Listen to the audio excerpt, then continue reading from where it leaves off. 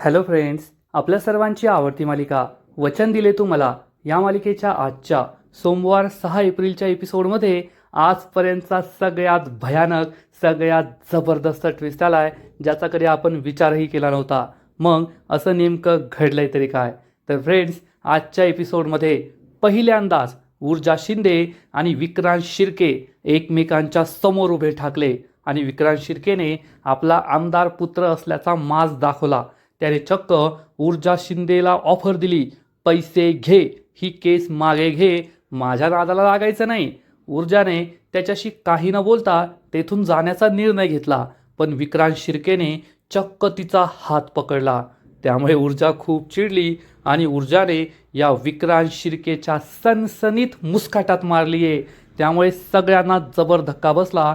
या Vikrant शिर्केचा ego hurt झालाय, त्याची तळपायची आग मस्तकात गेली आहे आणि विक्रांत शिर्के खूप चिडलाय. ऊर्जाने चक्क सगळ्यांसमोर त्याच्या थोबाडीत मारली आणि त्याला सांगितलं की तुला जेलमध्ये पाहणं हे माझं एकमेव स्वप्न आहे आणि मी तुला सोडणार नाही. त्यामुळे इन्स्पेक्टर गुळगुत्तेने सुद्धा डोक्याला हात मारून घेतलाय की आता हे प्रकरण आणखीनच बिघडणार. मग हे सगळं नेमकं घडलं तरी कसं, हे जाणून घेण्यासाठी हा व्हिडिओ शेवटपर्यंत नक्की पहा. फ्रेंड्स, आजच्या एपिसोडच्या सुरुवातीलाच ऊर्जाने संपूर्ण हिशेब चुकता केलेला असतो. शौर्यला त्याचे सगळे पैसे परत केलेले असतात. शौर्यला खूप वाईट वाटतं. तो रडत रडत म्हणतो, ऊर्जा, तू माझ्या प्रेमांची किंमत पैशात केलीस का? तर ऊर्जा चिडून म्हणते, मग तू माझ्या भावनांची किंमत कशात केली? विश्वासघातात, खोटेपणात. अरे, माझ्या अकाउंटमध्ये 5 लाख रुपये टाकण्यासाठी तूच माझा अकाउंट नंबर त्या माणसांना दिला ना. शौर्यला जबर धक्काच बसतो. शौर्य म्हणतो, मी नाही दिला त्यांना अकाउंट नंबर. तुझा अकाउंट नंबर मला कसा माहीत असेल? तर ऊर्जा म्हणते, अरे शौर्य, किती खोटं बोलतोयस. त्या दिवशी मी चेकच्या मागे माझा अकाउंट नंबर लिहित होते. तू माझा अकाउंट नंबर पाठ करून ठेवला आणि त्या लोकांना दिला. त्याच लोकांनी माझ्या अकाउंटवर 5 लाख रुपये पाठवले. हे ऐकून शौर्यला जबर धक्काच बसतो. शौर्यला आठवतं की ऊर्जाने चेक मागे तिचा अकाउंट नंबर लिहिला होता. ऊर्जाने हा संबंध जोडलाय. पुढे ऊर्जा म्हणते, आणि मग त्यानंतर 5 लाख रुपये माझ्या अकाउंटमध्ये आले. हा बँकेचा मेसेज मला आला होता. तो मेसेजसुद्धा तू मला पाहू दिला नाही. शौर्यला हे सुद्धा आठवतं की जेव्हा त्याला ऊर्जाला आपलं सत्य सांगायचं होतं तेव्हा त्याने ऊर्जाला मोबाईल पाहू दिला नव्हता. पण ऊर्जाने हा सुद्धा संबंध जोडलाय. शौर्य म्हणतो, ओ माय गॉड ऊर्जा, तू कुठला संबंध कोठे जोडतीयेस? मी असं काहीच केलेलं नाहीये. ऊर्जा चिडून म्हणते, बस झालं शौर्य, आता माझा तुझ्यावर काडीचाही विश्वास राहिलेला नाहीये. मी तुझे सगळे पैसे परत केलेत. आपला आता काहीच संबंध राहिलेला नाहीये. शौर्यला खूप वाईट वाटतं.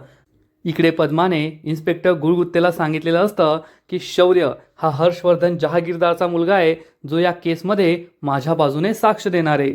हे ऐकून इन्स्पेक्टर गुळगुत्तेला जबर धक्काच बसतो. इन्स्पेक्टर गुळगुत्ते इन्स्पेक्टर मानेला म्हणतो, ओ माने, ऐकलत का? हे तर एखाद्या सिनेमाच्या स्टोरीपेक्षा भारी आहे. ऊर्जा जी हर्षवर्धन विरुद्ध केस लढतीये, त्याच हर्षवर्धनचा मुलगा ऊर्जाच्या बाजूने कोर्टात केस लढणार आहे, तिच्या बाजूने साक्ष देणार आहे. पण हे सगळं खरं आहे की त्या शौर्याचा काहीतरी प्लॅन आहे? तर पद्मा सांगते, नाही साहेब, शौर्य दादा खूप चांगले आहेत. त्यांचा असा कोणताच प्लॅन नाहीये. पण इन्स्पेक्टर मानेने हे सगळं ऐकलेलं असतं. इन्स्पेक्टर माने विचार करतो, अरे वाह, काय भारी बातमी मिळाली आहे. आत्ताच्या आत्ता हर्षवर्धन साहेबांना फोन करून सांगतो. पण तेवढ्यात तो स्वतःला थांबवतो आणि म्हणतो, नाही नाही, आत्ता नाही. आधीच साहेबांना माझ्यावर संशय आहे की मीच हर्षवर्धनला सगळी माहिती पुरवतोय आणि आता ही माहिती मला माहिती आहे. याचा उपयोग मी नंतर भविष्यात करून घेऊ शकतो. माझ्या हाती खूप मोठं घबाड लागलंय. चांगला माल कमवता येईल, चांगले पैसे मिळवता येतील असा विचार माने करतो आणि हर्षवर्धनला शौर्याचं सत्य नाही सांगायचं असं ठरवतो. तर इन्स्पेक्टर गुळगुत्ते पद्माला विचारतो, पण ऊर्जा मॅडम आता आता काय करतील? तर पद्मा सांगते, ऊर्जा ताईला ते सत्य माहीत नव्हतं ना, म्हणून तिला खूप मोठा धक्का बसलाय. मी तिला समजावतीये की शौर्य दादा तसे नाहीये, पण ती माझंही काही ऐकून घ्यायला तयार नाहीये. गुळगुत्ते म्हणतो, ठीक आहे, आपण ते नंतर पाहूया. आता तुम्हाला पोलीस स्टेशनमध्ये परत यावं लागेल, कारण तुमच्यावर आणि ऊर्जा मॅडमवर ज्या गुंडाने हल्ला केला होता त्यातील एका गुंडाची माहिती आम्हाला मिळाली आहे. आज सगळं काही ठीक झालं तर आम्ही लावलेली फिल्डिंग यशस्वी होईल आणि आम्ही त्याला पकडू मग तुम्ही आणि ऊर्जा मॅडमने परत पोलीस स्टेशनला यायचं आणि त्या माणसाची ओळख पटवायची. पद्मा म्हणते ठीक आहे साहेब, आणि गुळगुळते तिला जायला सांगतो. पद्मा तेथून निघून जाते आणि मग गुळगुळते इन्स्पेक्टर मानेला म्हणतो, इन्स्पेक्टर माने एखाद्या सस्पेन्स थ्रिलर चित्रपटाला लाजवेल असा सस्पेन्स झालाय. आता हा हर्षवर्धनचा मुलगा शौर्य चांगला आहे की वाईट आहे हे कसं कळणार? तर इन्स्पेक्टर माने म्हणतो, सर मला तर हा सगळा त्या हर्षवर्धनचाच डाव वाटतो. हर्षवर्धनने त्याच्या मुलाला तेथे पेरलं असेल. गुळगुळते म्हणतो, खरंय की जेव्हा ऊर्जा मॅडमवर हल्ला झाला होता तेथे सुद्धा हा शौर्य होता. मग शौर्यला कसं कळलं? तोच तिला हॉस्पिटलमध्ये घेऊन गेला. म्हणजे हा त्याचाच प्लॅन असू शकतो. मिरवणुकीमध्ये सुद्धा शौर्य होता, तो तेथे कसा पोहोचला? आणि या सगळ्या मागे काहीतरी संबंध असणारे हे शोधून काढायला हवं असा विचार इन्स्पेक्टर गुळगुळते करत असतो. आणि इकडे शौर्य खूप दुःखी असतो. ऊर्जा त्याला हिशेब लिहिलेला पान सुद्धा देते आणि म्हणते, हा आहे आपला हिशेब. मी तुला सगळे पैसे परत केले आहेत. अजून काही पैसे राहिले असतील तर ते पण सांग, मी तुला ते सुद्धा परत करेल. पण उद्या मला हे ऐकून घ्यायचं नाहीये की ऊर्जाने शौर्यला लुबाडलं. मी प्रेमाचं नाटक करून तुझ्याकडून पैसे उकळले. शौर्यला खूप वाईट वाटतं आणि तो म्हणतो, ऊर्जा माझ्या प्रेमाची किंमत अशी पैशात नको करू. माझ्या भावनांशी असं नको खेळू. ऊर्जा चिडून म्हणते, बस झालं शौर्य, आता तुझ्या या नाटकांचा काही उपयोग होणार नाही. मला तुझ्याशी एक शब्दही बोलायचा नाहीये. आत्ताच्या आत्ता जा इथून. हे पैसे घे आणि पुन्हा कधीही तुझं तोंड मला दाखवू नको. शौर्यला जबर धक्काच बसतो. पूर्वा सुद्धा शौर्यवर चिडलेली असते. ऊर्जा शौर्यला म्हणते, मी तुला म्हणाले होते ना एकदा की मी माझ्या आईला सांगेल की मी फक्त शौर्यशीच लग्न करेल आणि जर तू परवानगी दिली नाही तर मी आयुष्यभर बिन लग्नाची राहील. असंच मी म्हणाले होते ना. आज ऐक मी माझ्या आईला काय सांगते. असं म्हणून ऊर्जा ही पूर्वाला म्हणते, आई तू ज्या मुलाशी लग्न लावून देशील त्या मुलाशी लग्न मी करायला तयार आहे. मी कोणाशीही लग्न करायला तयार आहे. पण आयुष्यात मी पुन्हा कधीच या शौर्य हर्षवर्धन जहागीरदारचा लग्नासाठी विचार करणार नाही. मी या मुलाशी कधीच लग्न करणार नाही. वेळ पडली तर मी आयुष्यभर बिन लग्नाची राहील, पण याच्याशी लग्न करणार नाही. हे ऐकून शौर्यला जबर धक्काच बसतो. ऊर्जा शौर्यला म्हणते, ऐकलंस का मी माझ्या आईला काय सांगितलं? आता तुझा आणि माझा काहीच संबंध राहिलेला नाहीये. हे पैसे घे आणि यानंतर पुन्हा कधीही तुझं तोंड मला दाखवू नको. असं म्हणून ऊर्जा शौर्यला हाताला धरून घराबाहेर काढते आणि घराचा दरवाजा त्याच्या तोंडावर लावून घेते. शौर्यला खूप वाईट वाटतं. ऊर्जासुद्धा दुःखी झालेली असते. ऊर्जाला असं वाटतं की शौर्याने माझा विश्वासघात केलाय. हे सगळं कट कारस्थान त्याचंच आहे. आणि शौर्य या पैशांकडे पाहतो. ऊर्जाने माझ्या प्रेमाची माझ्या भावनांची किंमत या पैशात केली. ऊर्जाने माझ्याशी असलेले सगळे संबंध तोडले. आता तिला माझं तोंडही पाहायचं नाहीये. हा सगळा विचार करून शौर्य खूप दुःखी होतो. फ्रेंड्स, हा सीन खरंच खूप इमोशनल आहे. एकीकडे शौर्यसाठी आपल्याला खूप वाईट वाटतंय. ऊर्जा त्याचं काही ऐकून न घेता तिला जे काही दिसतंय त्यावर विश्वास ठेवतीये आणि ऊर्जाचा सुद्धा विश्वासघात झालाय. तिच्या समोर जे दिसतंय त्यावरच ती विश्वास ठेवतीये. आता या दोघांचं नातं सुधारणार तरी कधी, हाच प्रश्न आपल्यासमोर आहे. आणि इकडे दिव्या मात्र खूप सारी शॉपिंग करून सगळ्या शॉपिंग बॅग्स हातात घेऊन घरी परत येते. विजया तिला विचारते, काय ग दिव्या, एवढी सगळी शॉपिंग केलीस तू? दिव्या म्हणते, हो आई, मला आहे ना रिफ्रेश व्हायचं होतं म्हणून मी शॉपिंग केली. आणि दिव्याच्या गळ्यात खूप सारी इमिटेशन ज्वेलरी, खोटे सोन्याचे दागिने सुद्धा असतात. विजया विचारते, अगं अख्खं दुकानच खरेदी करून आणलं की काय? तर ती सांगते, हो आई, अख्खं दुकानच खरेदी केलंय. मला कळतच नव्हतं काय घ्यावं काय नाही, त्यामुळे मला जे काही दिसलं ना मी ते सगळंच्या सगळं घेऊन आले. विजया खूप चिडते आणि विचारते, अगं बाई, मग हे सगळे खोटे सोन्याचे दागिने कशाला घातलेत? हे पण आणलेत का? तर दिव्या सांगते, अहो आई, ते खोटे दागिने नाही आहेत. तर विजया म्हणते, अगं दिसतंय ना ते खोटे दागिने आहेत. दिव्या म्हणते, अहो गोल्ड ज्वेलरी आहे, ते गोल्ड ज्वेलरी, पण 1 ग्रॅमचे सोन्याचे दागिने आहेत. तेथे एक एक्झिबिशन होतं, सगळे लग्नाचं कलेक्शन होतं. इतके भारी भारी दागिने होते, काय सांगू तुम्हाला. मला तर काही कळलंच नाही कोणते दागिने घ्यावेत, म्हणून मी हे दागिने आणले. सगळी गोल्ड ज्वेलरी आहे. तर विजया चिडून म्हणते, ज्यांनी कधी सोन्याचे दागिने पाहिले नाही ना त्यांना नाही कळणार, पण आमच्यासारख्यांना कळून येतं की हे खोटे दागिने आहेत. आणि आपल्या घरामध्ये खोटे दागिने घातलेले चालत नाही. जर आईसाहेबांनी पाहिले ना तर त्यांना एका नजरेत कळेल हे सगळे खोटे दागिने आहेत आणि मग ते तुझी चांगलीच परेड काढतील. त्यामुळे आत्ताच्या आत्ता जा, हे सगळे खोटे दागिने काढून ठेव आणि त्यांच्यासमोर हे खोटे दागिने घालायचे नाहीत. त्यामुळे दिव्याला खूप राग येतो आणि इकडे ऊर्जा, पद्मा या दोघी एकत्र असतात. पद्मा ऊर्जाला समजावून सांगते, ताई मी ही केस मागे घ्यायला तयार झाले होते कारण तुला कोणताही त्रास होऊ नये अशी माझी इच्छा होती आणि तू त्याचाच गैरसमज करून घेतलास. तर ऊर्जा म्हणते, ठीक आहे ना पद्मा, आता झालेल्या सगळ्या गोष्टी विसरून जा आणि पुन्हा कधीही असा विचार करू नको. तर पद्मा ही ऊर्जाला समजवण्याचा प्रयत्न करते. ऊर्जाताई तुला आणखीन एक सांगू का, शौर्यदादा खूप चांगले आहेत आणि तू त्यांच्याबद्दल उगाचच गैरसमज करून घेतलाय.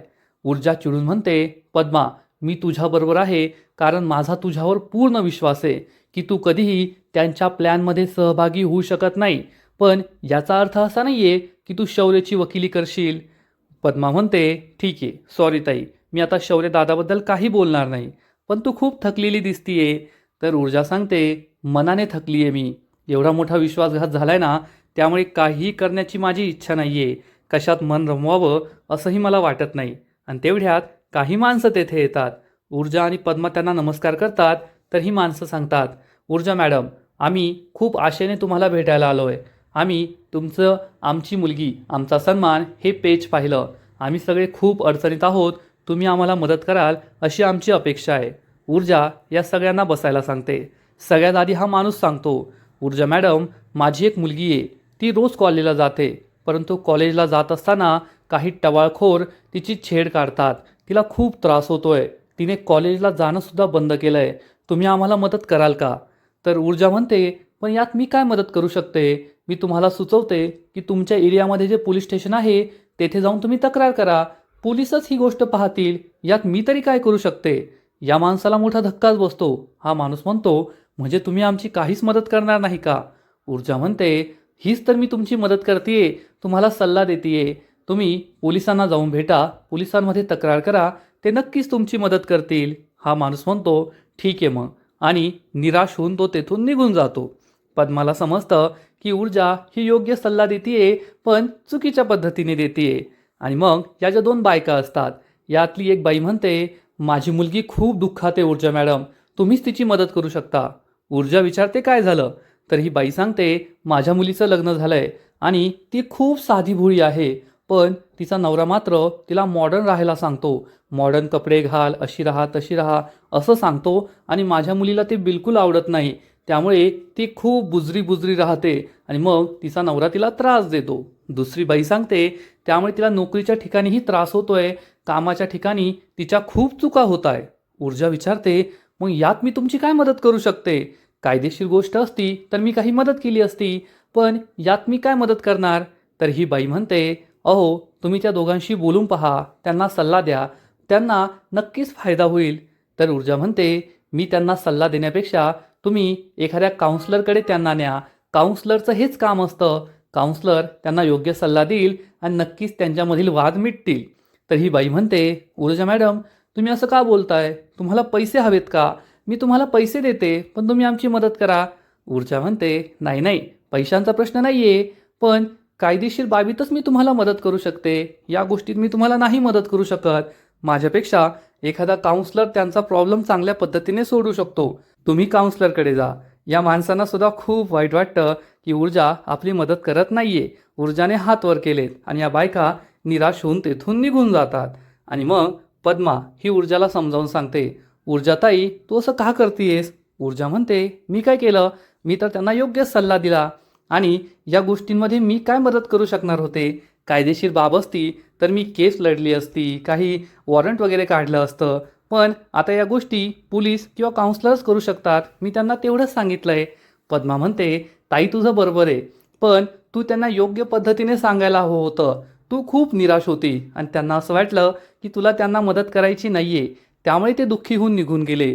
तुझ्यातील ऊर्जा कुठे गेली? जी ऊर्जा सगळ्यांना आवडत होती. तू त्यांना वेगळ्या पद्धतीने सांगितलं असतं तर त्यांना ते अजून पटलं असतं. ऊर्जाला सुद्धा हे समजतं आणि त्याच वेळेस ऊर्जाला इन्स्पेक्टर गुळगुत्तेचा कॉल येतो. ऊर्जा फोन उचलते तर इन्स्पेक्टर गुळगुत्ते सांगतो, मॅडम तुम्ही दोघी येथे येऊन सोडा. आता काय त्या विक्रांत शिर्केला मी सोडत नाही आणि इन्स्पेक्टर गुळगुत्ते फोन कट करतो. ऊर्जाला समजतं की आता विक्रांत शिर्केचे दिवस भरले आहेत आणि इकडे विजया ही दिव्याला चांगलं सुनावते. दिव्या, या घरात एकतर आपण खरे सोन्याचे दागिने घालतो किंवा डायमंडचे दागिने घालतो, असे खोटे दागिने घातलेले चालत नाही. आणि तू तर मोठा आरडाओरडा करून रडण्याची नाटकं करून माझ्याकडून सगळे खरे दागिने काढून घेतलेत ना, मग ते घाल ना. हे खोटे दागिने घालायची काय गरज आहे? जा आत्ताच्या आता हे खोटे दागिने काढून ठेव. तर दिव्या म्हणते, आई एकतर हे खोटे दागिने नाहीये, 1 ग्रॅम गोल्ड आहेत. विजया चिडून म्हणते, चाळीतून बंगल्यात आली पण अजूनही विचारसरणी तशीच. दिव्या विचारते, काय काही बोललात का तुम्ही? विजया म्हणते, अगं काही नाही बोलले ग, लवकर जा, आईसाहेबांनी पाहिलं ना तर चांगलं सुनावतील, जा दागिने काढून आण. आणि दिव्या तिच्या सगळ्या बॅग्स घेऊन तेथून निघून जाते. आणि इकडे इन्स्पेक्टर गुळगुत्ते ऊर्जा आणि पद्मावर जीव घेणा हल्ला करणाऱ्या गुंडाची चांगली धुलाई करत असतो, सणसणीत मुस्काटात ठेवून देतो. आणि तेवढ्यात ऊर्जा आणि पद्मा तेथे पोहोचतात. इन्स्पेक्टर गुळगुत्ते म्हणतो, या मॅडम, आता ओळखा, हाच आहे ना तो गुंड ज्याने तुमच्यावर जीवघेणा हल्ला केला होता. ऊर्जा आणि पद्माला आठवतं की त्यांच्यावर याच गुंडाने जीवघेणा हल्ला केला होता. हा गुंड खूप घाबरलेला असतो. ऊर्जा म्हणते, हो साहेब, हाच आहे तो गुंड. पद्मासुद्धा म्हणते, हाच आहे तो गुंड. इन्स्पेक्टर गुळगुत्ते या गुंडाच्या सणसणीत मुस्काटात मारतो आणि म्हणतो, बेट्या गेला तो आता, आता तो काय वाचत नाही. गुंड खूप घाबरतो. ऊर्जा विचारते, पण साहेब ओळख परेडसाठी अजून 2-3 गुंड हवेत ना. तर इन्स्पेक्टर गुळगुत्ते म्हणतो, ओ ऊर्जा मॅडम, कोठे तुम्ही सिनेमाच्या गोष्टी घेऊन बसलात? ते सगळं सिनेमात होतं, येथे रिअल लाईफमध्ये सगळं फास्ट ट्रॅक असतं. आम्ही त्याला पकडलं, तुम्ही त्याला ओळखलं. सांग रे, झाली की नाही तुझी ओळख परेड? गुंड म्हणतो, हो साहेब, झाली.